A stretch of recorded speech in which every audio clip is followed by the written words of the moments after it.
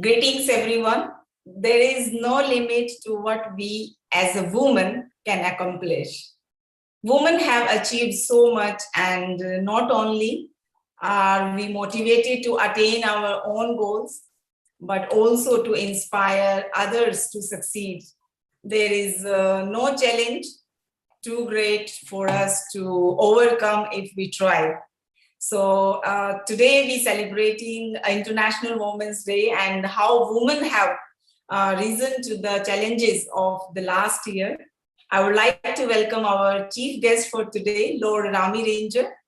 Ramiji won the prestigious Institute of Directors and Director of the Year Award for 2013 and European Export Champion in 2014.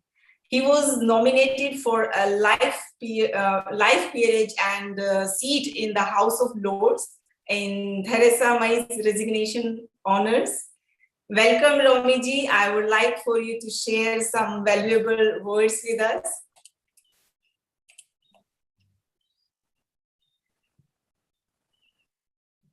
I think he got some network problem, I guess, because I already told like he's somewhere outside. Welcome, Ramiji. Can you hear us? Yes, I can hear you. Can you hear me? Yes, we can. Yes. Can you hear me? But your camera is upside down. My camera is not doing well.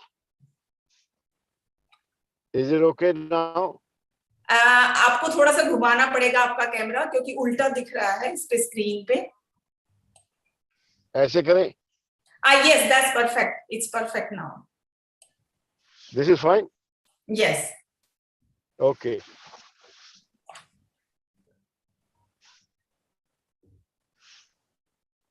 Over to you now, Ramiji.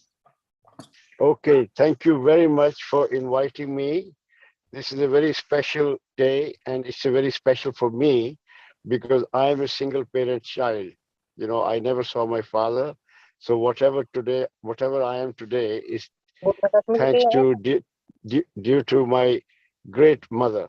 So today you're celebrating International Women's Year, which is a very important day in the life of every human being. There'll be nothing without women in this world.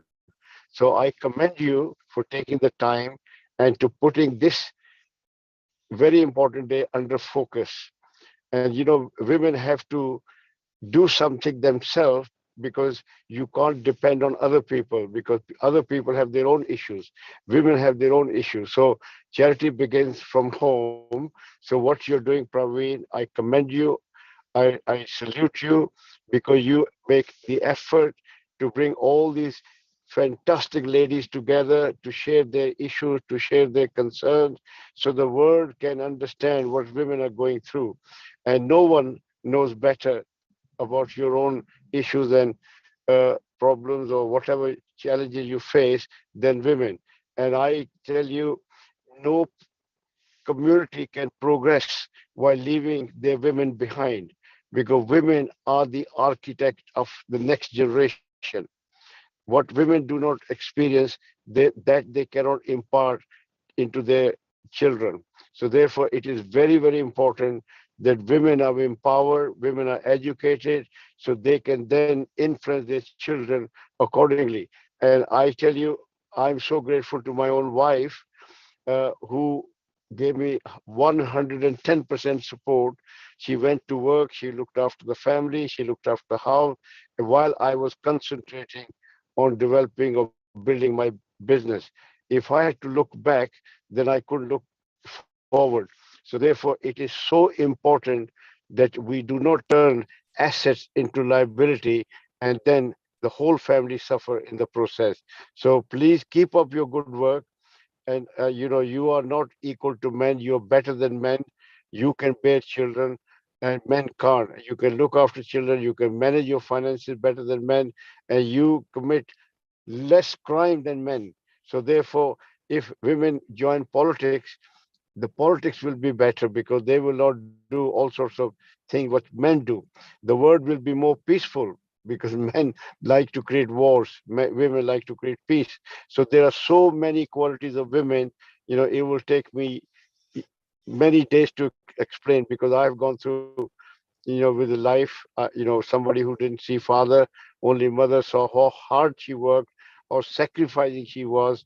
And, all mothers are, this is why they say the paradise is in the feet of mothers, and wives play important role to build a home without, I mean, if I ask so many times, I ask my friend, compare your life before marriage and after marriage. You had nothing before marriage. Now you have everything. You have family, you have children, you have friends, you have prosperity because husband wife team make things happen. So therefore, please continue with your good work because your work does not just affect women, it affects the entire society, community, and the country and the world. So you have my full support, and I salute you. And I said one day we will have host you in the house of Lord. So look forward to that day. Please keep up with the good work, and all my best wishes to all the women who have joined your program. I salute you, and I may you continue to to bring prosperity, positivity in this world. So on that note, I say thank you very much. Thank you. Thank you so much for your valuable words, Ramiji. We surely did learn from it. And please keep, keep joining us and keep inspiring us in the same way. So moving on to our first speaker for today, Dr. Namita Rajput. Dr. Namita Rajput has served as the principal at Shri Aurobindo College, University in Delhi for a term of 3 years with total teaching experience of 27 years. She has a PhD in International Business, Delhi School of Economics, and a postdoctoral research fellowship program in finance from the Department of Financial Study. Welcome, Namita ji. Please tell us your topic and share your valuable words with us. Yeah. My salutations and greetings to everyone on the dais. So before I share my views on the corporate leadership across the globe, I request everyone to follow the International Women Campaign of this, Break the Bias, so that we can have a DP like this. So this is the UN International Campaign. So let us all do like this. And Praveenji, you can take a picture because this is very important that we need to break the bias. Thank you so much for my request. So with these words, let me start with the corporate leadership. So since this particular link is shared with the different student forum also, and they have joined the live streaming also. So this is very pertinent to start, with a quote given by Cheryl. Leadership is about making others better as a result of your presence and making sure that impact lasts in your absence. So this is what a woman is. So women in leadership. Women are gradually making their leadership presence felt in entrepreneurship, in the field of administration, education, engineering, health, etc. Not only at regional level, but at national and global levels also. Women are now resolved to break the traditional glass ceiling that barred them from entering the leadership positions, even if they possessed the requisite skills and the talent to occupy them. They are constantly evolving and reaching the new milestones. As we can see the latest statistics. It is rising, rising, and rising. Probably, if you talk about the pace or probably the spectrum, it is not as it should be, but yes, it is on a rising and a cloaking note. The world has witnessed the advent of the women leaders. As a result, they are making their presence in the different fields. Any institution, whether it is a society or an organization, in the present century, it cannot function effectively without women's equal participation in leadership activities, as was, very well highlighted by our chief guest today. Women create a perspective that brings to the competition and collaboration to the organizations and the teams. In today's world, organizations that are led by inclusive leadership teams make effective decisions that deliver a better results. So in the 21st century, the essential qualities required to lead include the ability to collaborate, connect, empathize, and communicate. All these qualities are feminine in nature and can really help build a more sustainable future. There are many statistics which very, very clearly exhibit that the companies led by women have better financial results. And the leadership by the women is very pivotal and vital to increase the space and the pace of societal transformation at home as well as in the workplace. Women leaders are likely to provide an integrated view of the work and the family, resulting in an engaged and the promising personal and professional future. The gender parity in the leadership is very important because the true progress cannot happen without diversity of perspective in the leadership roles also. So the representation of the women in the different sectors refer to a percentage of the women employees working in the various sectors.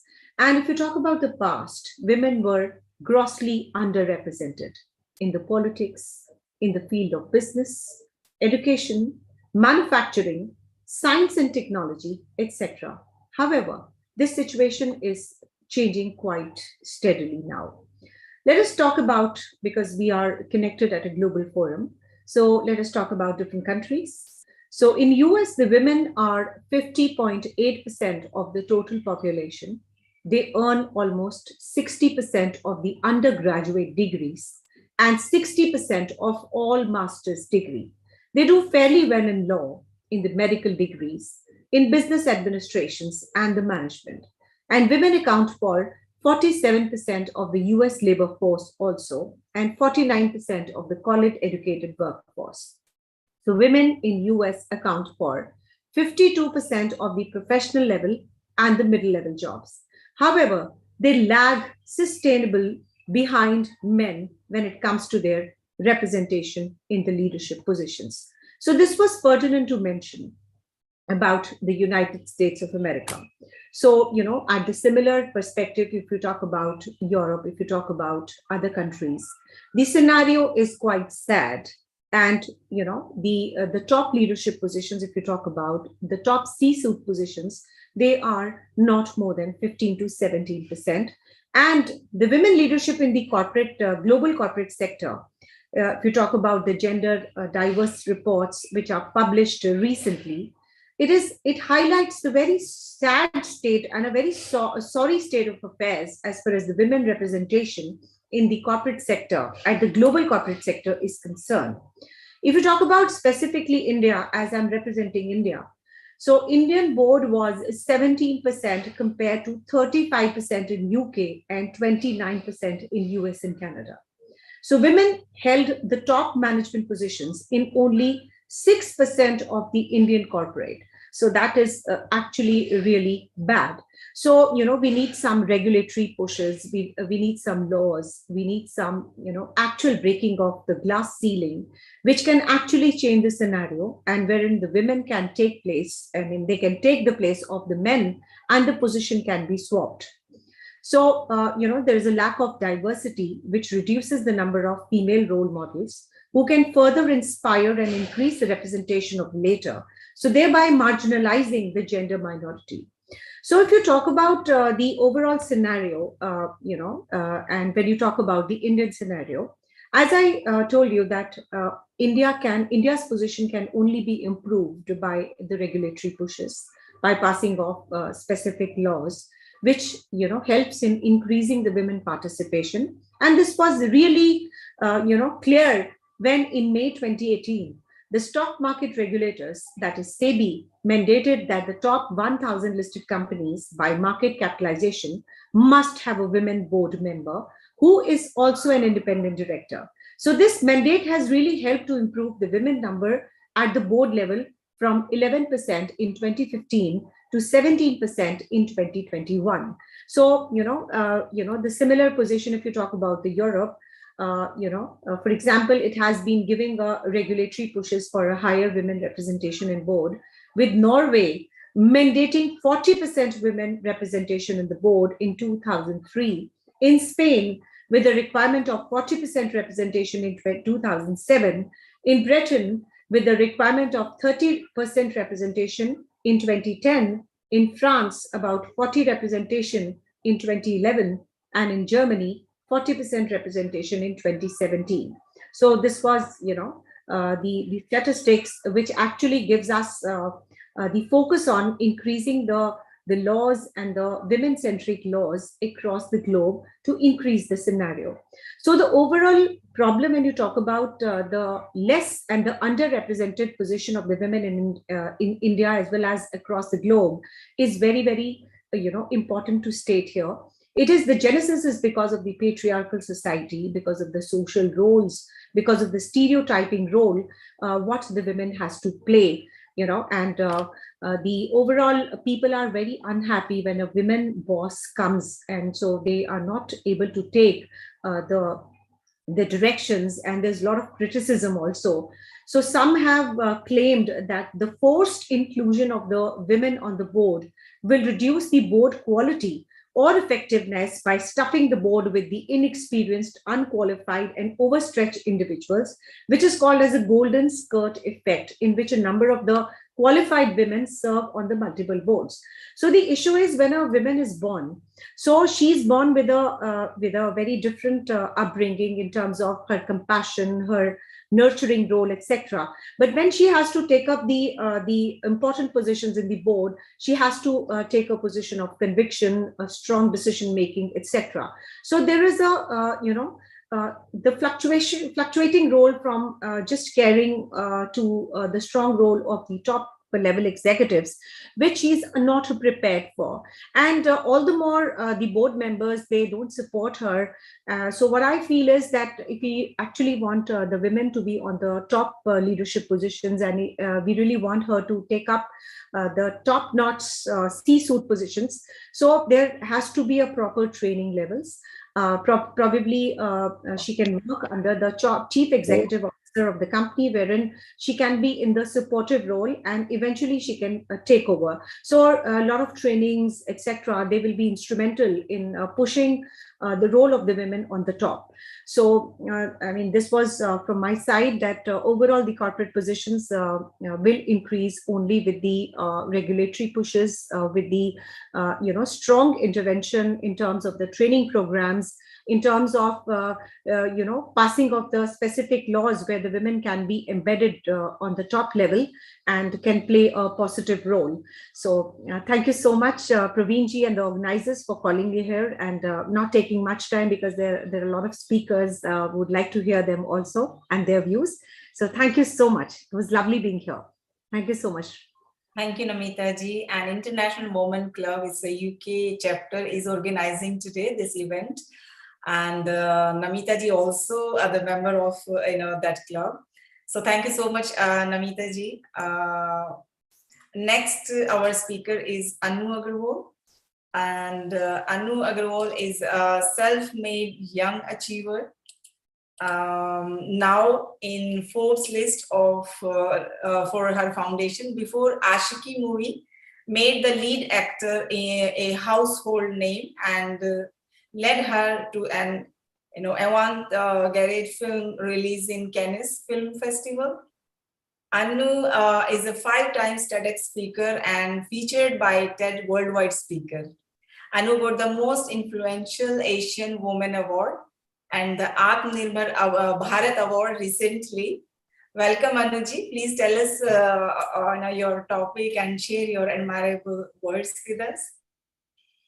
Thank you so much. That was an amazing introduction. And namaste, everyone, all the empowered women who are sitting here.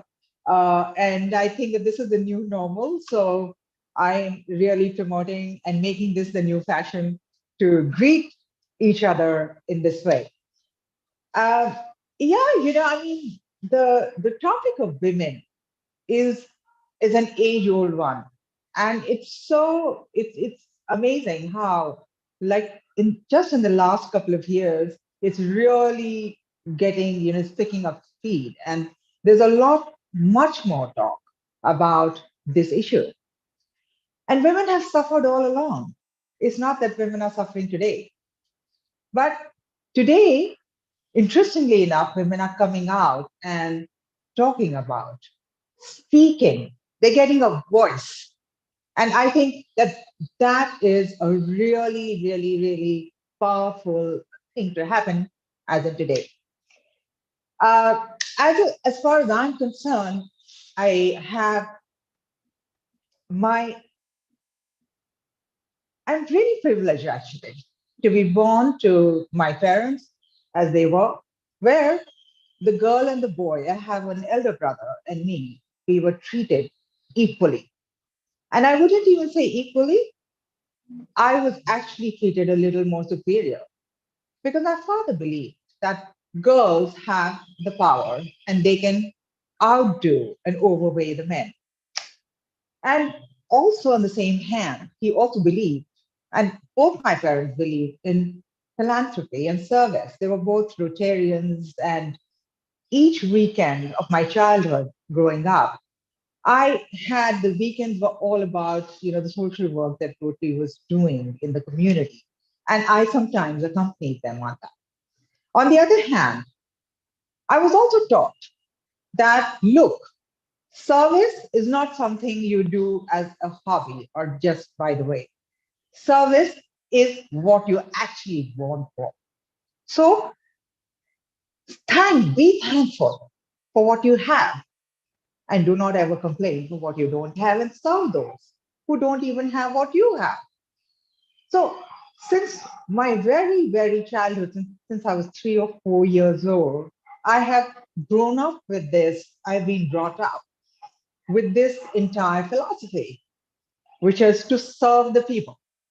And as I was growing up, therefore, by the time I was in my 16, 17, instead of joining the Miss Universe and Miss Air India, India contest, which I was actually being asked for, I went and enrolled for social work.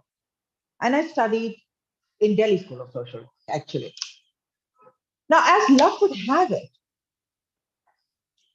that was not to be, and I became an ambassador with UNHCR, where I worked a lot with the Afghan refugees. All this happened before I became, and suddenly, accidentally, I have become a model and movie star. And the next thing I know, I was saying, hey, listen, now how do I put in the power? Now they say that you're an empowered. Everyone started saying you're self-made, you're an empowered woman. So I then started to think and focus on how can I bring this empowerment to the girls and the women around. And do you know, 3 decades ago in India, self-made was not a title that was taken well at all. It was not something that was respected even. So it was a lot of struggle to actually say, hey, listen, I want to make it on my own. I'm a girl and I want to stand on my own feet.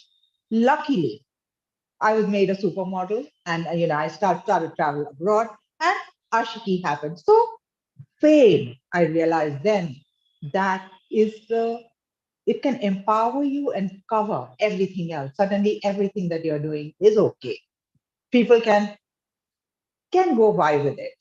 It's not a problem like it was before when I started out. And independence, self-independence is something that even in Ashiki, the main girl who is there, is actually working for self-independence. So my thing always was, girls, let's just get independent, you know. So as luck would have it, around the same time, I had a near fatal experience, and before that, I had already quit and gone into to study the entire nature of the mind because I was feeling this is a fake world that I'm living in. How can I? Okay, they say I'm an empowered woman. What can I get more than this? And if there's anything more than this, then that is a higher realm. If you talk about it, is spiritual. And by spiritual, I do not mean temples and religions. By spiritual, I mean your inner wisdom. And I was already studying this, and in the meantime, I left the home. I was back in the city, left the home one day, and never came back. Now, rather, came back with absolutely no memory of that house and how I had bought it with my hard earned money, my name, my nationality, even my sex, even this is planet Earth, what is Earth, the geography, the biology, the philosophy, zero. Not only just that, I was totally amnesic and I was living outside the body. I had no connection even in my own body. That's where, and the doctors gave up 100% on me. They said that after my coma, which was 29 days, where I miraculously actually woke up from it, they thought I'd die in the coma and never wake up. When I woke up from the coma, they said her gestation period is 3 years and she will be bedridden, will have to learn ABCD again, and will patients of this nature cop it in 3 years. And at which point, to my crying parents, who had very reluctantly kind of lost all hope, seeing me on the bed, not even moving 24/7. Slowly and gradually, with the knowledge that I had learned in yoga, I knew. So, one of the things I always want to say to all the girls and to everybody really is that at the end of the day, you have the power. You can come up from nothing. You can fall down flat on the ground, and it is you who bring yourself up. You can always stand up. And luckily, my life ended up being exactly an example of just that.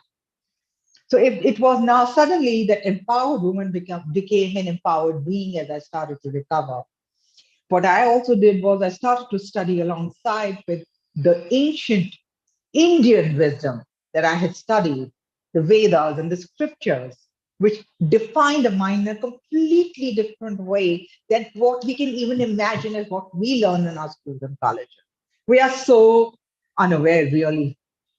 And along with that, I started to study neuroscience. I got into Berkeley, started to study the science of happiness, cognitive behavioral therapy. I had PTSD because I had trauma. I had severe trauma with a car crash. So I had to heal that. So I started to heal with cognitive behavioral therapy. I got into cradle sacral therapy and I became an alternative yoga therapist. That's when I saw these slum kids and I just knew that I had to bring not just joy, not just education, and of course, finance is something that there's a lot of NGOs that work on roti kapda makan. But I want to get these kids to jump up and laugh and smile because they were so despondent. And that's where the non-formal education. So what I call now, it called name came to be called Anufan Yoga. The Fun Yoga came to be called Anufan Yoga, which is just a capsule of all the different studies that I've, and of course meditation. I went into Buddhist meditation, became an advanced Buddhist meditator, which is really Buddha has described the human mind in such intense way. We have absolutely no idea. But anyhow, so I included that and I made this module. My joy was when actually in Delhi, Rainbow Home, which holds these orphan girls between the age group of, I think, 12 to 18. I went and started to teach Anufan Yoga. I played an orphan in Ashiki. And now I was bringing joy and health and healthcare. Healthcare is something that is really not looked at for women at all. If you look at all the stats, you will find that the boys are looked at after first, whether it's their education, whether it's their health, because the families, 50% of India is actually still living below the poverty line. So whatever little money they can gather, they will give it for the boy because they think that he is a breadwinner. He needs it. But the girl's going to get married and go away.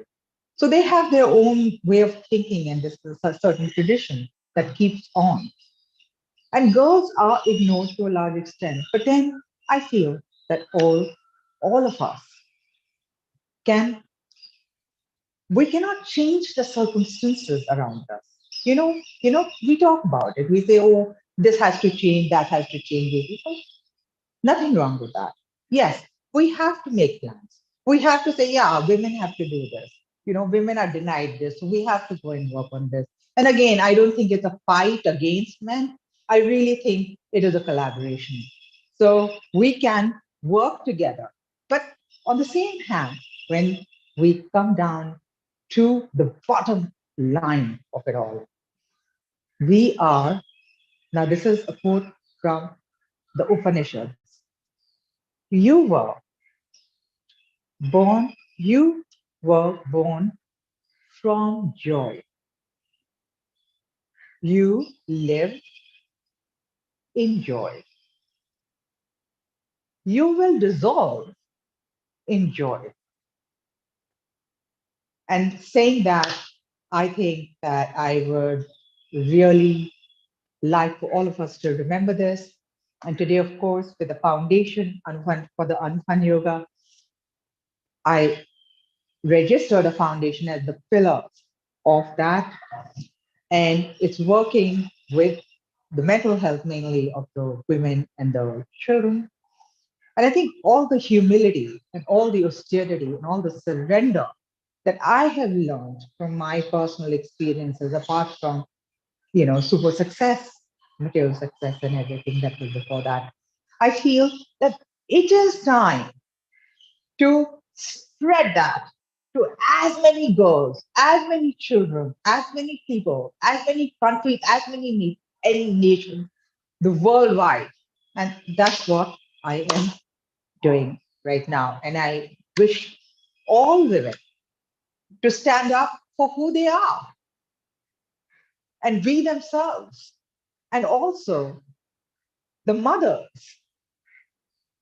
to bring their daughters up as equal to the boys, not less than boys. So I think the whole onus rests on each one of us. So let's pledge to improve our own status and shine in the world as we can. Thank you so much. Thank you. Thank you so much, Anuji. And your life is like a live example for all of us, like how a person can, after losing everything, they can start their life again positively. And not only starting yourself, you have inspired lots of people, I know, around the world. So thanks a lot for sharing your life story and your experience, how you have risen again. So keep inspiring all the people. So thank you so much once again. Moving on to our next speaker, we have Celine Bekrut. Celine Bekrut is an economic affair officer.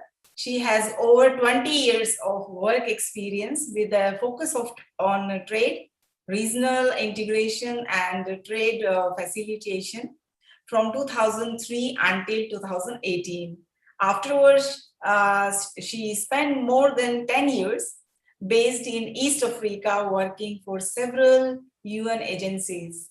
She has a master in economics with a specialization in economic development, as well as a degree in political science development and cooperation from the University of Paris La Sorbonne. Welcome, Celine. It's our honor to have you here. Please tell us about your topic and share your valuable words with us. Thank you, Parveen, and really, this is my honor to be with you, with such incredible ladies, and I'm very, very happy to be part of this initiative. So thank you very much, and well done for organizing such event. I will be quick. I will present the economic perspective. I'm a trade economist, so I will remain in that field just to give you some highlights of what's going on for trade and gender. We said gender because we know that for many years we were talking about women and trade. Now we talk about gender as all the disparities that can happen. Just to start with, I would say that we are much better off than we used to be. That's a fact. You know, women have never been so protected, so emancipated than we used to be. So that's already a progress. I think that we can praise the work of our mothers and our grandmothers who fought a lot for where we are now. We have much more or many more rights than they used to have at the beginning of the century, 19th century or 20th century. So we are here at a situation where, as Anu said, rightly so, we still have to stand up for our own rights. We made progress, but we still need to stand up. There are a lot of things which are not still right. Giving some data, I mean, my Dr. Ritu, Dr. Namitas gave some data, but I'd like to give a little bit more. More or less, we earn 60% less. No, excuse me. We earn 60% of salaries, while men would earn 94%. So we have some kind of more than 20% gender wage gap. We have also issues in terms of education. We have also issues in terms of social protection. When we go to work or business, you know, women, you will find 80% of the women are the ones having small businesses, which are the most vulnerable. So this situation is not right, and we have to correct it. So I would say that the angle that I'd like to suggest here in this event is to show the positive side of involving women. I think that men, is it okay? Yeah. Okay. I think that men still need to be convinced about the positive contribution of women on the economic growth and the business side. So let's convince them. Some figures. You know that the increased education in Europe, for instance, accounts for 50% of the economic growth of European countries in the last 50 years. Just because we have increased the education. When I talk about the increased education, obviously we don't talk about girls only, boys as well. But the fact that boys and girls go to school, it has contributed for 50% of the economic growth of Europe. And I don't have to make any drawing, you know how Europe was 50 years ago and how it is now. We have also some statistics and research have shown that if we increase the female employment up to 80%, because it's more or less like 60% right now. If we increase up to 80% in the OECD countries, meaning the rich countries, we could create a GDP over $6 trillion. So it means, again, if we just increase by 20% the employment of women in rich country, again, I'm talking about rich country, we tend to speak about, you know, the poor countries and the situation, bad situation of women in the poor countries. Well, no way. In the rich countries, we face also issues.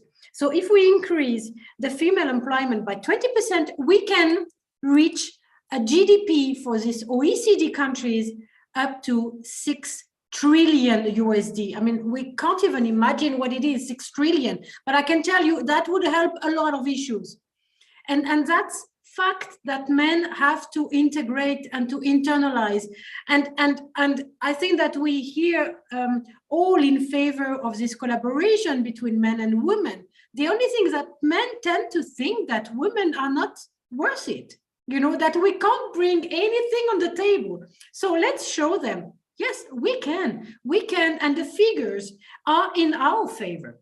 Once we integrate, you know, the business ecosystem, we are very good, and we actually contribute a lot to economic growth. And we don't only boost GDP, we also increase productivity. We also increase the income equality because we bring some pressure to the relationship, you know, the relationship between bosses and employees. So we reduce income inequality.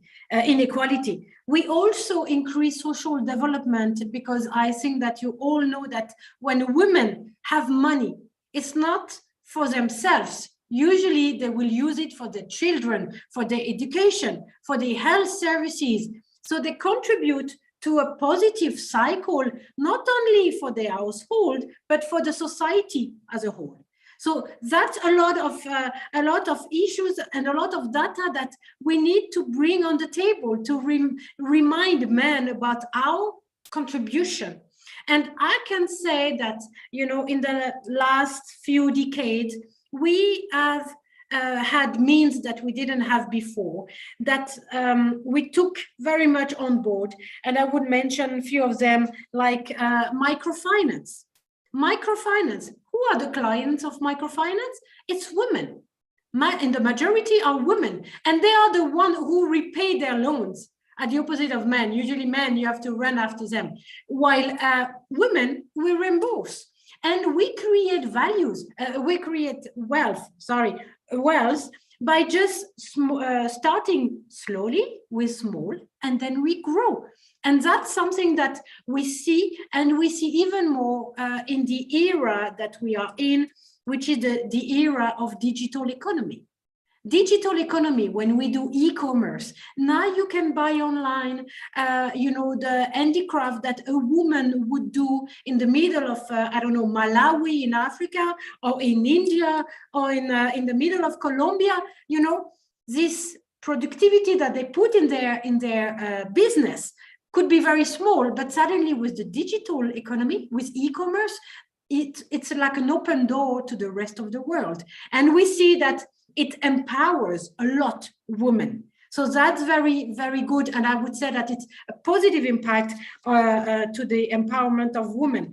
Then I would conclude quickly with the women networks that we see creating, you know, everywhere in the world. Women realize that they have to be strong together. So you have a lot of associations, a lot of networks of women. We realize that we have to create solidarity. We are not competitors, you know, we are not, we should not destroy each other. We have to build alliances by creating solidarity system.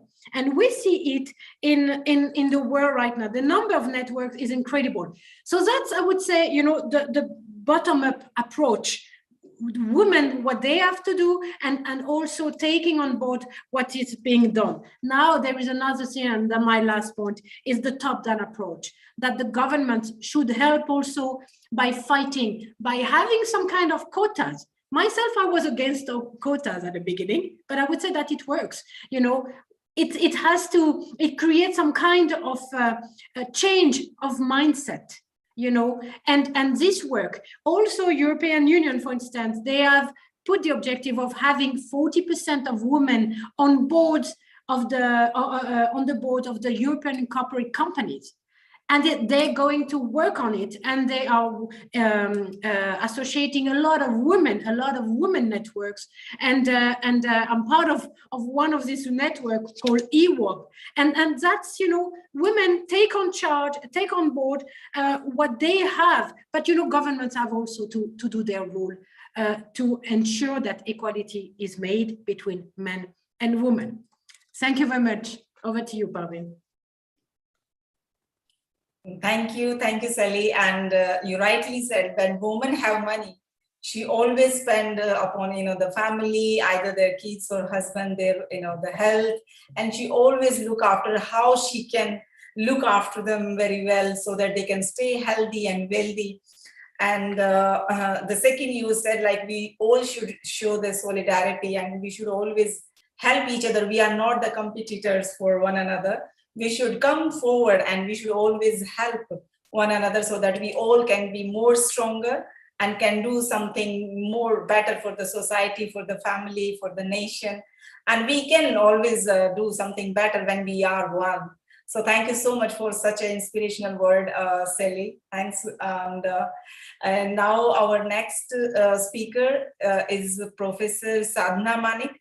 She is in the Department of Geography Education, School of Education, University of KwaZulu-Natal, South Africa. She works in the field of research, include teacher, migration, climate change education, access and success of students in higher education, and gender-based violence in universities. Welcome, Sadhna ji. Please tell us about your topic and share your inspiring words with us. Thank you very much, Parveen. Hello, everybody from a very, very sunny South Africa. And of course, an event like this must chronicle strides that women have made. But it's also important to outline the challenges that lie ahead and also the opportunities for a more gender equal society.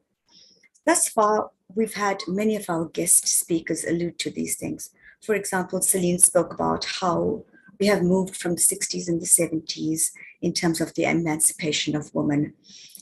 She spoke about the gaps between men and women, about the importance of increasing the employment of women. I'm not so sure that I would agree with everything that Celine has said, because I think there's some irony to all of this.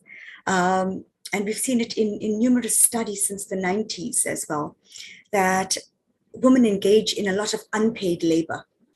So whilst you may be under the impression that you are opening up opportunities for women in the workplace, you're also conversely creating unpaid labor for them, which continues as well in the home, because they still go back to household chores. They still go back to cleaning in the home. And much of this doesn't really get alleviated, as studies have shown. So indeed, herein lies the dilemma for women. Do we then continue to be part and parcel of wanting now to be equal to men? And when in fact, actually, we've surpassed all of that and we've made lives much more difficult for ourselves and much more stressful for ourselves as women.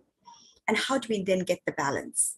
So this is just one or two of the caveats that I think is important to also include when we discuss these issues. Of course, Dr. Rajput as well, she spoke about the access to the corporate world. Of course, it's wonderful to have women participate in the corporate world. But does participation and access equate success? Not always, as we see it. So there is, again, the opportunities are there that have been opened to women. But how is it that we scaffold them to get to the place where women need to be seen as being successful and for them to achieve success? Because if all we're doing is adding on greater burdens to what women now have, it means then that you're going to have very stressful women at the end of it. And that's what we don't want. We all want balanced lives. We want family life. Most women will tell you this. If they're married, they want a balanced family life. They want to work. They want to be able to make their husbands happy. They want to be able to make your children happy, everybody else, because women have so many roles to play. We know this. Caroline Tomoza tells us we are producers, we are reproducers. Their guest speakers also spoken about how we engage in community service, etc. So there's quite a lot that have been already showcased here by other guest speakers. But I think that we must be very careful about how we tread and the directions that we take, so that we're always cognizant of what could be the pitfalls for ourselves as women as well. I'm going to now take us into my presentation. My presentation is based on two publications which I did last year. One is a book chapter, and the other is a journal article. Both of these are based on gender-based violence in higher education.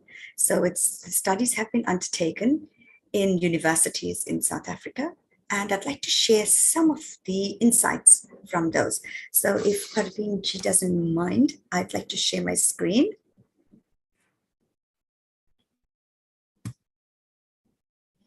Is everybody see that? Yes? Okay. So Yes. just start from the beginning. Okay, so herein lies something for us as female researchers, as women researchers, and the importance and the value that we can bring to these discourses on gender-based violence in society.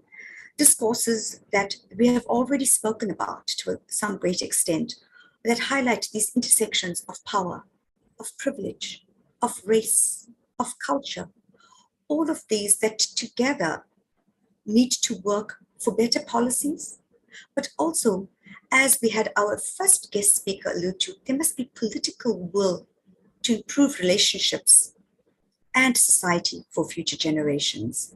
And that's the thrust that I'd like to make and what I've been working towards in terms of our leaning for today. The studies are clear. Female students in higher education institutions and in society are the most vulnerable to gender-based violence.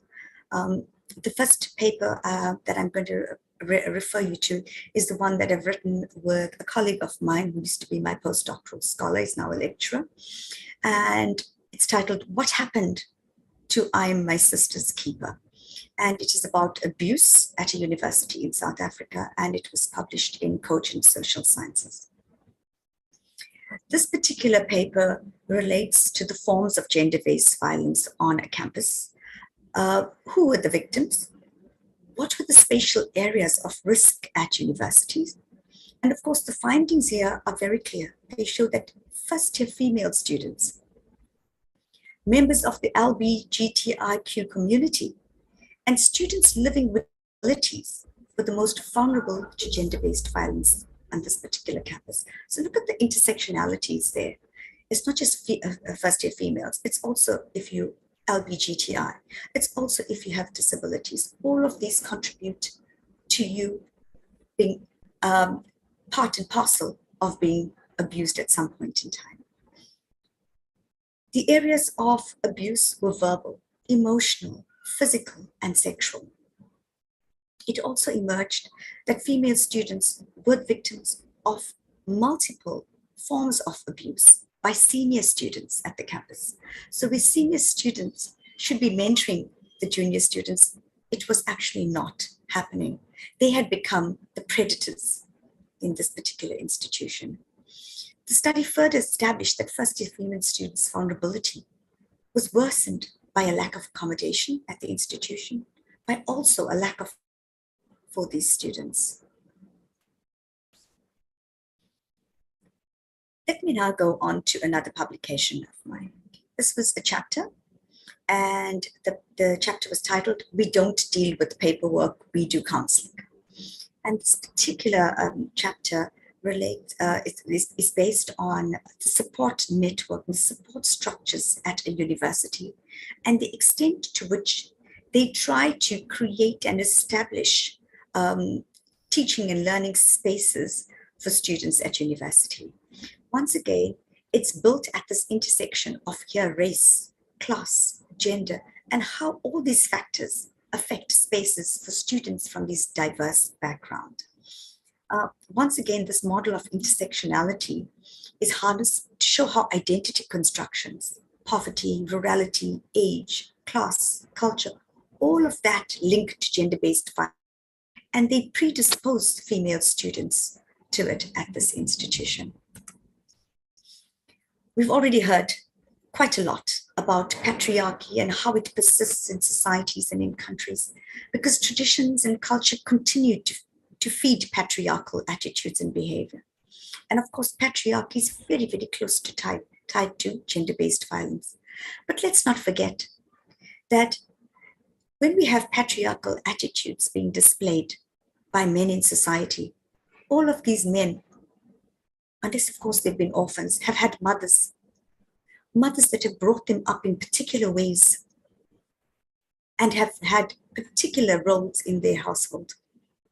And to what extent has this contributed the kinds of men that we see in society today? And so the role for women then is now, it needs to be extended even more, for mothers to start looking at themselves with a little more action and how they bring up their sons, apart from how they bring up their daughters.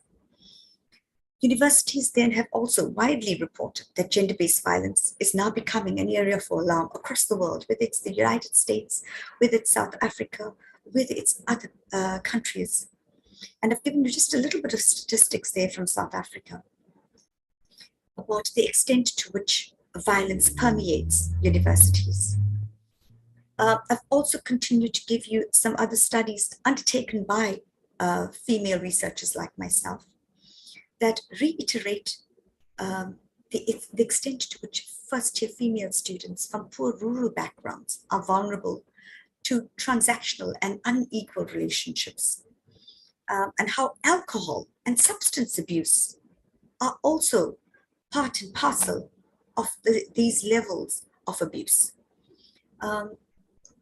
It's quite a lot of work to be done, but students are not sitting back and not assisting themselves. If you look at the statistics in South Africa and worldwide, in South Africa, there were recent protests. For example, Start Let Us Talk, okay, which was termed SLUT. The RU reference list that was predominantly initiated. All of these things were about disrupting the status quo on gender-based violence in higher education institutions. It was about garnering this collective commitment from all stakeholders about addressing gender-based violence in institutions. So thus far, we have seen that the multiple aspects to gender-based violence, intervention, prevention, there's also this intersectionality model, which draws on all of these things. And I think by far, it's very important for us as people to our behavior, what is the contribution that we make to each of these discourses in terms of our attitudes, our beliefs, and all of these nuances that can initiate conditions for violence and that can prevent positive change in society. I'm going to stop there now because it's actually quite late, but I want to say that it's very evident that young women are no longer safe in society as well. In fact, women are just not safe in society.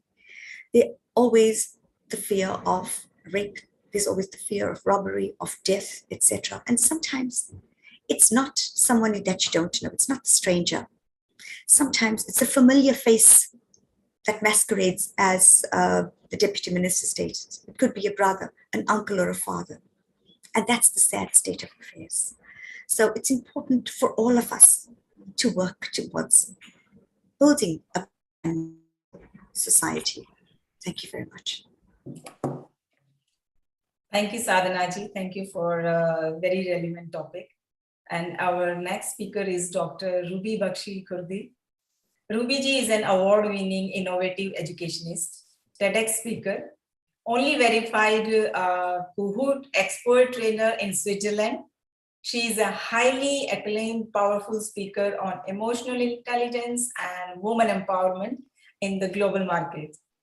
An accomplished author, her book title, How to Engage Learners in a Virtual Learning Environment, has become a landmark trophy for educators fraternity. She is a recipient of many national and international awards.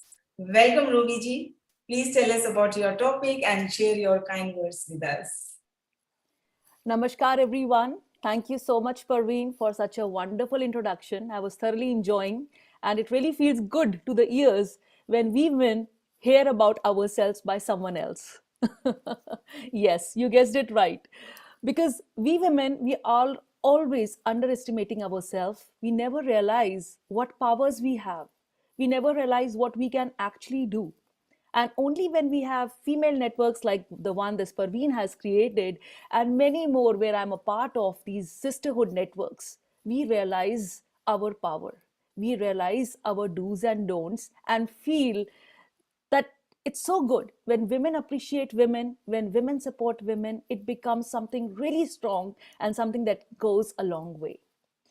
So I'm going to be talking about the topic on role of women in education leadership. Coming from the educational fraternity in Switzerland, I'm teaching the bachelor's, master's, and doctorate students in hospitality and business. And I'm thoroughly enjoying my period now because I feel we are making much more noise now as compared to few years ago. I can see the smile on Celine's face, loud and clear, because yes, especially higher education is still dominated by male counterparts, our male counterparts. So when women are making a buzz in all spheres, first women in education, first women in politics, first women, why do we have to make so much buzz about first? We have to cross that first and make women in politics. Any woman who's making a noise, we have to say her name loud and clear, not hashtag women or hashtag men. We don't need that. We are much more over it. I was thoroughly enjoying Sadhana. Thank you so much for sharing such wonderful presentation about exactly what are the things that need to be addressed and what are the things sometimes which could be understood. You don't have to be so loud and clear and say it up bluntly, because sometimes what happens is when we say it, it loses the essence, which was beautifully presented by our soft spoken Sadhana. I loved it a lot. And of course, what to talk about Anuji? When she was speaking, I was really remembering the Ashiki girl. I was a little bit distracted from her presentation, but I was remembering the Ashiki girl, how she was back then, but how she fought it back and came back with power yoga. She calls it Anu's fun yoga. So that was also something really giving a boost of empowerment for women like us who are struggling. Sometimes I used to just struggle. Oh my God, in India, I was like a princess of my parents, the princess of my family. And here I'm the kaam karne wali bai. That means I'm the maid, I'm the gardener, I'm the driver, I'm doing practically everything. So sometimes when we see those women handling things, it is not something that is just in pictures. It is actually what we are doing. We women are actually, when Sadhana was saying unpaid employment, I was like, so true. It's so freaking true that we do everything. Like if you're a person who's not having a professional commitment, she is taking care of the house and family. We should call it home management. Let us make it more sophisticated. Because when you say, what are you doing? I'm a housewife. She says with that kind of a thing. Why do these women underestimate themselves? They should say, I'm managing home, proudly. But when they don't say this, when they are underestimating themselves, the others are like, what does she do? She's just taking care of the family, taking care of children, taking care of cooking. There are so many taking cares, but unpaid. So yes, time has come that we need to acknowledge all these things loud and clear. And I think education is one of the strongest weapons that makes that bang on, right on. You hit the nail when people are educated. Because time is now to change the mindset of the people. We all know things that women have been going through. We all know things what women are going through now and what they had been so many years ago. But because nothing was being done, it was just told, talked, but not implemented in the right direction. I'm sure my counterparts will definitely agree. Even I think the very first speaker, Dr. Namita, when she was mentioning she's from Delhi University, I was like, I'm with you, lady. I'm right there with you. Because when you are in teaching, you realize, especially in higher education, even if we say while teaching force is largely composed by women, both nationally and internationally, there still exists a concerning underrepresentation of women, especially in higher positions as well as in higher education. I'm sure you'll agree to it. There's an imbalance, which we can see across the board, especially on the table. Whether we talk about salary, whether we talk about the benefits, whether we talk about promotion, the moment there is a talk about promotion, suddenly women become fragile. Suddenly they become the weaker sex. Why? Why is it so? when you are giving the responsibility, when she's on the table playing the cards in a perfect order. Why does it happen the moment it is something crucial or critical for the organization, she becomes a weakling? I think it is something that needs to be addressed loud and clear rather just brushing it under the carpet. Within the higher education, only 1 in 4 professors is female, despite half the lecturers being women. But more of 9 of 10 institutions are paying their male employees higher, much, much higher average salary for female employees, unfortunately. And there is a big average median gap of 13.7%. Yes, guys, 13.7%, which you can't ignore. So what's the reason behind all this gender equality at senior level? Why suddenly when it's at senior or middle management level, suddenly women become less competitive? Suddenly we start seeing her as a fragile person, or as a woman having a children or having home responsibilities. I think gender and leaderships studies, like especially when we deal with case studies, have unearthed a number of obstacles for women seeking educational leadership roles. And in that, I think I'll not be wrong in talking about the glass ceiling as well as the glass walls. We have talked a lot about glass ceiling, but we are not referring to glass walls so much, even though it exists loud and clear. And when I'm saying that, it is the horizontal and the vertical barriers together, because everyone talks about vertical barriers, talking addressing glass ceiling, but what about the horizontal ceiling that is there, the horizontal barriers that exist loud and clear? I think time has come to attribute those as well, because oftenly deeply rooted in traditional and patriarchal cultures, I would say, it's always perceived that male dominance is higher, especially in certain cultures, in certain societies, and it is something everyone is very proud about. They don't even address it. But when we are talking about what are these women doing, what are these so-called women who are facing these both vertical as well as horizontal barriers facing and doing about it, very few are verbal about it. I'm sure you'll agree, very few are verbal about it, because women don't want to be in conflict. They want to do everything. They want to balance, do the balancing act with a smile on her face, even though inside her heart she is struggling. She is kind of, how do you say, saliva, like, she's just swallowing her own saliva, making like fist like this and counting 10 to make the anger cool down. But they are doing it. They are doing it. They're not saying any word about it. Also for young women, they always see young women as soon going for maternity, soon becoming pregnant and taking maternity benefits. Undertaken, this is something which we all see. All these things are happening, but still, the way it's addressed, it's not very clear. The way it's addressed and seen, it's not very well thought about and talked about. Often part-time arrangements like childcare, or if the kids are a little older, especially in Switzerland, I think Celine would again agree with me, women are really, like, situation is like this, that women are forced to take a back seat because of the schooling system. Every now and then you have to drop the kid, get them back, drop the kid, get them back, because the kids come home for lunch. In all the public schools, it's like that. So another obstacle which our women counterparts encounter is the confidence and ability to surmount bias and adversity. Whenever it's any adverse situation, we often either have a smile, a very plastic smile, or a very, like, smile to say everything is okay. Even if it's not okay, we try to have this thumbs up face or facade all the time. Historical and social influences such as economic status of women or women occupations often prevent them from pursuing higher level, because the more they go on the higher level or middle management level, they start thinking, am I okay? Am I fine? They start doubting themselves.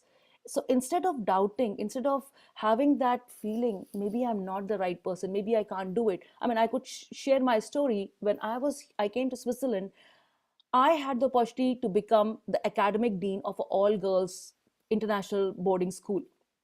But I wasn't sure. Imagine, I myself, my director was giving me that opportunity, but I wasn't sure. I was under 30. I didn't have a doctorate degree at that time. I was freshly here in Switzerland exploring the things.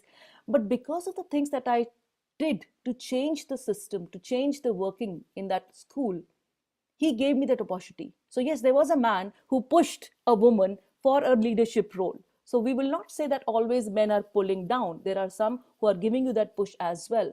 And I was really lucky back then in a foreign country to get that genuine support from a male counterpart. But I doubted myself. I wasn't sure because I thought, I'm young. Will I be able to do that? Because most of the professors in that school were 30 plus or even 50 plus. So that was my own doubt. But again, with the support of other people, other professors and other supportive, I would say, teachers networks, it gave me that push. And they said that, yes, you can do it. If he has given you that responsibility, you better go for it. There's nothing that can stop you. You have our support. So to further say, like when we are addressing these gender differences, when we are addressing these small issues like whether I can do, whether I can't do, when we self-doubt, I think there is the need that people need to come out of those self-doubt syndromes. I call it a syndrome because sometimes when we pull ourselves down, people around us do even worse. So time has come that we have to have that positive approach, and only you can have it if you are having a good emotional balance, because you can't be doing everything with a smile on your face. You can't be pleasing everyone. Education, especially in higher education, you are always seen as a threat if you're doing something better or you're doing something different.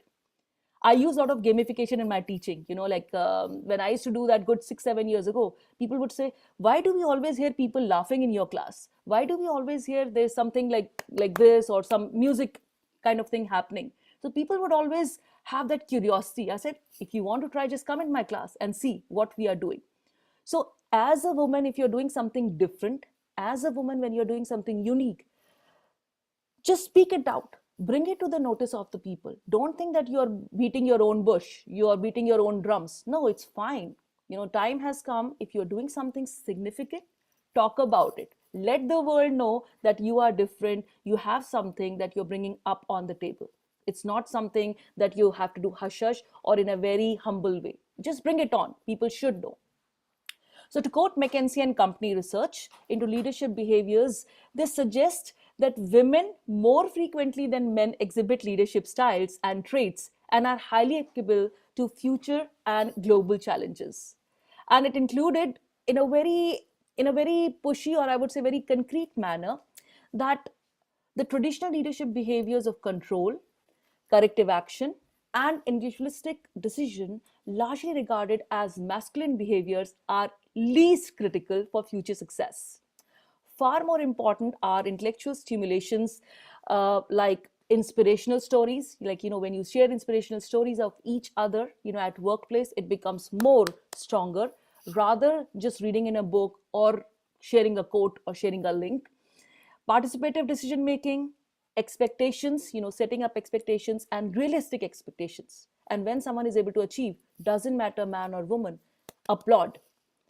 We often forget to applaud. We often forget to give recognition. And I think that's a must. When someone does something, even if it's something little, we should acknowledge that. We often think it's good. We are thinking that in our mind. But the person in front will not know. Like if Celine made a point and I'm like this, so I'm not disturbing her by saying at that point of time. But if I just do like this or create an icon and share that emoji, these days we can talk a lot with emojis. So if you just share that, it will give her a sense of like, wow, I was appreciated. So that's why it's important when you are creating role models or when you're sharing your own stories, be it success story, be it a story of failure, be it how you rose from nobody to somebody, it definitely creates an impact. And it definitely gives a push to other young women who are out there watching you, who are out there listening to you and feel if she can do it, I can do it. So that's why it's very, very important that we need to promote, we need to give the right kind of feedback, we need to give right kind of mentoring to the newcomers so that we make a good community, not of competition, but of collaboration. And during COVID, I proudly did a lot of seminars and I said all the time, it's time to practice the 3C approach. It has been made by me, self-made. The 3C approach of connect, communicate and collaborate. Because the more you connect with like-minded people, the more you connect with people who resonate with you, you will definitely learn something. And of course, don't forget to communicate and give recognition. If you like something about somebody, say it, spit it out of the system. Don't let it be in your system, because there's already too much information overload. So time is now. Speak up, connect, and of course collaborate in good sisterhood communities. I say that especially to my sisters all over the world, that we should support each other and bring about a positive change. And it's only possible if we believe in ourselves and work together as a good community, a good sisterhood approach, every time supporting each other and giving each other the gentle push, the positive push. Thank you so much. And of course, please stay connected. Parveen has created this network, but we should be connected for life. Thank you so much. Thank you, Ruby and that's really right, and I agree with you. We all should share our own stories, our own inspirational stories, because this is how we really get connected, and we really can relate with that story and get inspired and can do something better in life. And we always should share our own story, because sometimes we think, oh no, why we should say about ourselves, but it's always good to share your own inspirational stories. And we should always appreciate each other's work, because that's really make an impact. People get motivation even when we appreciate each other's. So thank you so much, Rubiji, for your valuable words. Our next speaker is Dr. Ritu Saxena. She is the Deputy MS and Head of Accident and Emergency, Lok Narayan Hospital, Delhi. She works as the Head of Emergency, Lok Narayan Hospital for last many years. Welcome, Rituji. Thank you. Can you hear me? Yes, we can. Yeah. Okay. Thank you so much, Praveen, for inviting me on this forum. And I'm really thankful to all the members present here. And first of all, my greetings to all of you. Actually, I'm traveling, so I'm sitting in a car. Basically, today's topic is global gender sensitization. And for last 2 years, since March 2020, I'm working in Lok Nayak Hospital for so many years, but for last 2 years, I'm handling the COVID pandemic. As you know, I was working in a department of emergency, which is handling around 1,000 patients per day in emergency. And during COVID pandemic, we have treated around 22,000 patients, which is also a record in the country, because Delhi government's biggest hospital is Lok Nayak Hospital. And I'm heading the department, so I had to make all the arrangements regarding it. So basically, what I feel that during this COVID pandemic, it has given me many learnings to all of us. But as a female and as a doctor, I learned so many things from this pandemic.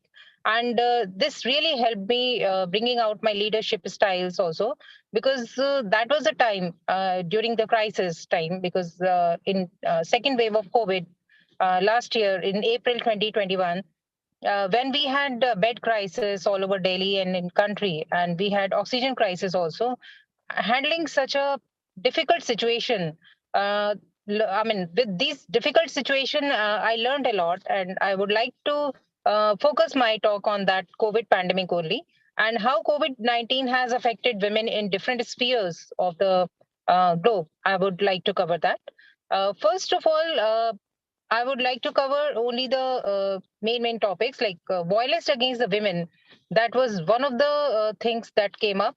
Secondly, issues related to healthcare workers, and then women's health and unpaid work, because many of the speakers have covered most of the things, but I would like to say all these things in context to COVID, and young women and girls, their issues, and then economic shock, which all of us, I think, everywhere in the globe, people have faced. So impact of COVID-19 pandemic, it has changed our life actually forever, I can say, because in my, I think 25 years of career, I have seen this kind of, crisis for the first time. And not only medically, it has affected us economically and socially. And severity of COVID-19 it was more in men. Luckily, it was more in men, and because of high androgen and low estrogen. So it's this time. I think. I mean, the men were the. I mean, they were on the front, and women were less affected. Then economic stress on families due to outbreak has put children and in particular girls at a greater risk of exploitation, child labor, and gender-based violence. Then how COVID-19 has affected women in different spheres, I would like to cover that. A profound shock to our societies and economies. Pandemic underscores society's reliance on women, both on the front line and at home. It is simultaneously exposing structural inequalities across every sphere, from health to the economy, security to social protection. In times of crisis, when resources are strained and institutional capacity is limited, women and girls face disproportionate impacts. And this will have far-reaching consequences that will only further amplified in context of fragility, conflict, and emergencies. Hard-fought gains for women's rights are also under threat, and responding to the pandemic is not just about rectifying long-standing inequalities, but also about building a resilient world in the interest of everyone, with women at the center of the recovery. I think most of us know about it that around before the pandemic, 243 million women and girls aged 15 to 49 experienced sexual and physical violence in one or other way. And since the pandemic, violence against women, especially domestic violence, has intensified.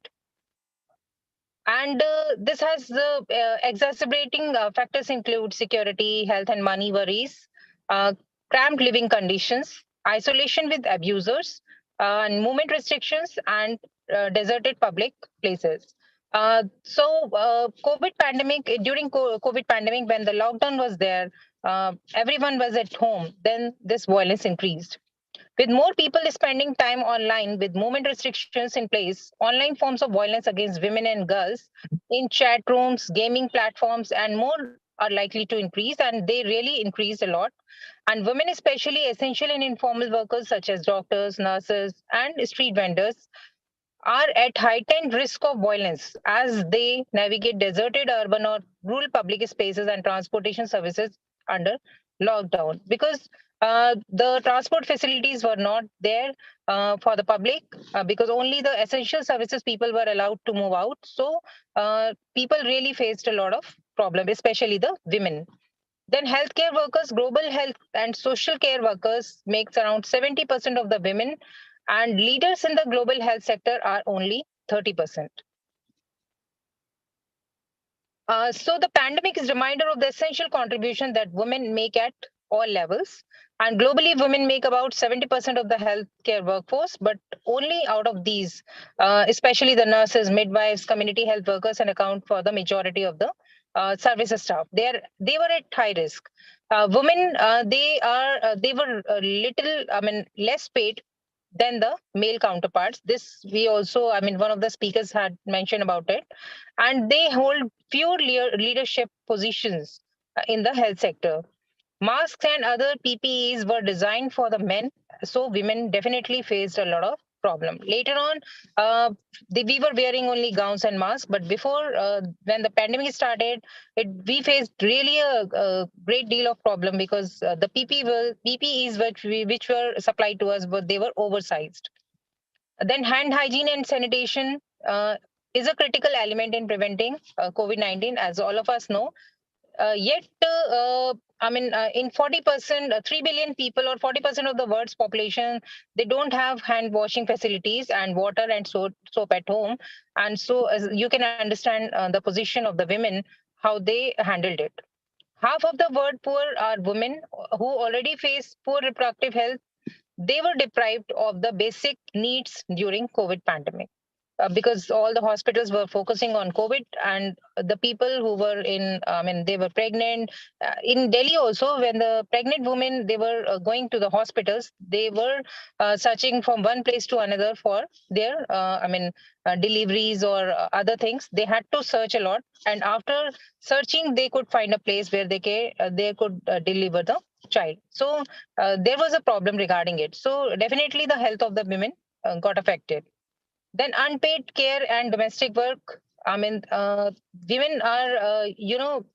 nearly 3 times as much work women do as compared to men. And as everybody has mentioned that when they are at home, this is unpaid work. So since the pandemic, a majority of factors have added to the women's unpaid work at home, and this includes school closure, because many of the women are involved in teaching and other professions. So it's because of a school closure and a stretched healthcare system, many of the women were affected. So world economies and maintenance of daily lives, they were built on the invisible and unpaid labor of women and girls. Social distancing measures, school closures, and overburdening of the healthcare system have put an increased demand on the women and girls to cater to the basic survival needs of the family and care for the sick and the elderly. Then I will talk about the young women and children. 89% of the world's student population. If we compare, they were, because of the school closure, they got affected, and economic shocks were also there. I don't want to go into the details of the economic shocks. Everyone is aware that many people lost their jobs because of this crisis. And there was guidance advisory by the WHO that members, they were encouraged to collect, report, and analyze data that are disaggregated by the sex and age. And member states are encouraged to include responses. Member states means all the countries are, they were encouraged to include responses to violence against women, because many of them got unreported also. And they were also encouraged to maintain the availability of an equitable access to sexual and reproductive health services. I will emphasize on this because this is a very important topic. And equitable access to trainings, PPEs, and other essential products, psychosocial support, and social protection, taking into account the specific need of women who constitute the majority of the population. Then health is a human right, and to ensure that emergency responses are inclusive, non-discriminatory. It should not be like that. If two patients are there, we are giving preference to a male. It should not be like that. Then it is also ensured that rural communities and informal settlements, they should be given proper care. With these, this is a topic which I can speak for hours, but I think because of the time constraint, I don't want to take much time. But as a doctor, I can say that that was a very tough time for all of us. And I myself had seen the second wave of COVID, during which many patients died. And there was a crisis of oxygen, there was a crisis of beds. But somehow, with my, because I've done MBA in disaster management, so with my leadership styles, I can say, or with the guidance of others, my seniors and others, I could handle the situation. So with these words, I would like to say that this is a very good topic, and we should always try to, discuss these things on a global platform, because with sharing of views only, I think we can encourage and we can support each other. So thank you so much, Praveen. Thank you once again, all the members. Thank you, Rituji. Thank you. And moving on to our last speaker for today is Devmuni Iron.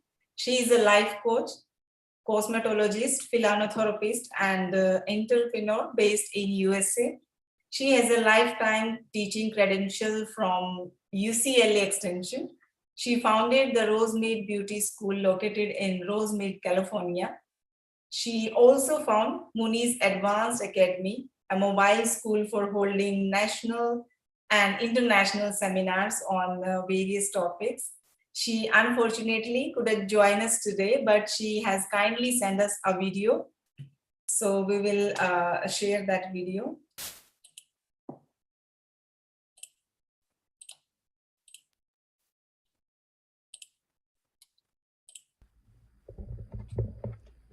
Hello everyone, greetings from Beverly Hills. This is Dame Muni Ironi, the philanthropist queen of Beverly Hills. I'm here today to be honored for organizing Women's International Day in London. My greetings to all of you. Today is a special day and a special timing. I need to open my second phone. This is my mama. She just went into transition 2 days ago. I was in meditation for 16 hours just to heal me. I'm living the life I'm supposed to live. I understand death. I understand life. Did I cry? Yep. Do I need to heal? Yes. So I kept myself really busy. Now, how many people will be recording? And I have a message for all of you. This is part of my book. So I'm going to recite for you. I would like you to repeat after me. I am the light. I am the life. I am my illusion. I am my reflection. I am the love. I am the peace. I am transparent. I'm grateful. I am an educator. I'm powerful. I am brave. I am successful. I'm a server. I'm a server. I'm a server. I'm Dame Muni Ironi. You can put your name there. I'm slanted and you know it. Because my DNA is a unique part of this universe. I'm beautiful and you know it. Because I am. Because I am. So this is my message for all the women. If you want to find love, you want to find, every woman is looking for someone to love. We are looking for, men are looking for it too. Where I am today, I hardly see women in my position. Basically, I'm always standing with the men everywhere. 20 men and 1 woman. And I want to tell you something. I never dated, never drank, never smoked. I was a good little girl. I choose my life. I choose my faith. I choose who I want to be. You can choose. You can choose that life. Not my life, your life. It's very important. The core of my existence is my silence. In the silence only where I find my Lord. The life is, how many alphabets we have? 26, right? The life is between B and a D, the birth and a death. In the center, we have a C. We make choices and we have a creator. So I'm making choices right now to be happy and content. My mama is not crying. She's happy and content. I have gone through transition, so I understand it's a beautiful thing to happen. I'm addressing to all the women, but you're not the only one, the other one too. What I have gone through, I should be crazy. So this is why I'm trying to tell you, it's very important that you read this book, Get Balance, and I will help you walk through holding your hand, not teaching you at all. I'm sharing my story and I want you to share your story. So my heart to your heart, love and peace, and we are one. Stay blessed.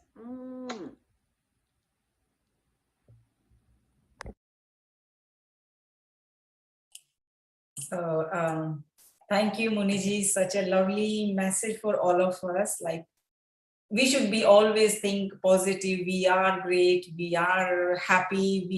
We can do whatever we want. And as it rightly said, there is no limit to what we as a woman can accomplish. So we have a time limit. I was thinking we will complete the session webinar within 1 hour, but I'm so sorry. It's nearly 2 hours, and I could see like Sally Beckrot and Ruby Bakshi was like listening everyone very carefully, and they didn't stop the video at all. So thank you so much, because good listeners is like who they are a good listener can become a good speaker. And this is all, I think we have so much to learn from all of you.